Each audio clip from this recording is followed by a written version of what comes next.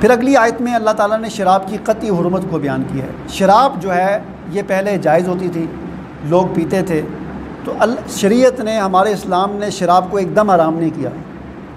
بتدریج اس کو حرام کیا ہے۔ پہلے قرآن نے کہا کہ یہ شراب جو ہے نا اچھی چیز نہیں ہے، اچھی چیز نہیں، بس اتنا کہا یہ اچھی چیز نہیں ہے۔ پھر کچھ عرصے کے بعد قرآن میں آیا، حکم آیا کہ اس کے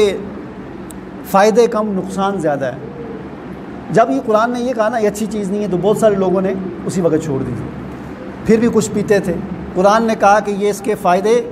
کم اور نقصان زیادہ ہے، تو پھر بھی بہت سارے، پھر یہاں پر آ کر کچھ اور لوگوں نے بھی چھوڑ دی کہ جی جس چیز کا فائدہ نہیں ہے قرآن کہہ رہا ہے تو ہمیں کیا ہے اس کے۔ پھر کچھ عرصے کے بعد قرآن کی پھر تیسری آیت نازل ہوئی کہ یا ایھا الذین آمنوا لا تقربوا الصلاۃ وانتم سکارا، اے ایمان والو نشے کی حالت میں نماز کے قریب بھی نہ جاؤ۔ اصل میں ایک واقعہ ہوا تھا، حضرت عبد الرحمن بن عوف رضی اللہ تعالیٰ عنہ نے دعوت کی ہوئی تھی کچھ صحابہ اکرام کی، حضرت علی رضی اللہ تعالیٰ عنہ بھی تھے، کوئی مغرب کا ٹائم تھا، بہرحال کھانا کھایا، کھانا کھانے کے بعد شراب پی، تو اس کے بعد حرام تو نہیں تھی، پی تو جماعت کھڑی کر دی، نماز کا ٹائم تھا، تو وہ جو نماز جو پڑھا رہے تھے حضرت عبد الرحمن بن عوف یا حضرت علی یا جو بھی صحابی تھے نماز پڑھا رہے تھے، تو انہوں نے وہ دماغ جو ہے ظاہر شراب کا اثر دماغ پر ہوتا ہے، غنودگی سی ہوتی ہے، اس کی وجہ سے انہوں نے قرآن کی آیات غلط پڑھ دی، قل یا ایھا الکافرون، یہ صورت تلاوت کی لیکن اس کو الٹا ایسا پڑھا کہ معنی الٹا ہو گیا، الٹا معنی ہو گیا اس کا، کہ ہے نا لا اعبد ما تعبدون،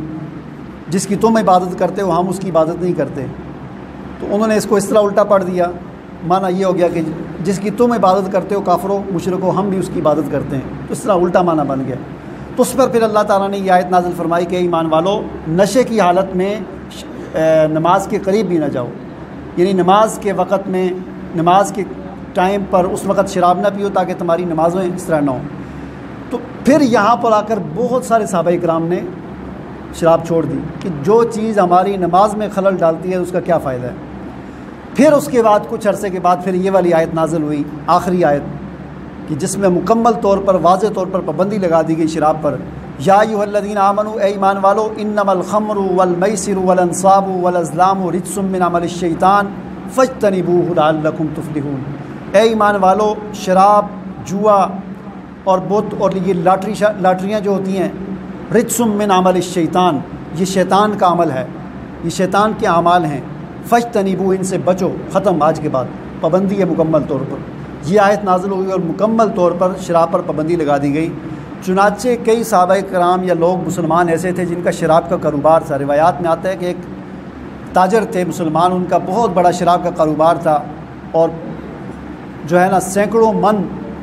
شراب ان کی اونٹوں پر لاد کر مدینہ میں پہنچی، اور ادھر سے یہ آیت نازل ہوئی، ان کو اطلاع ملی تو انہوں نے ساری گڑھے اس کے توڑ کر بہا دی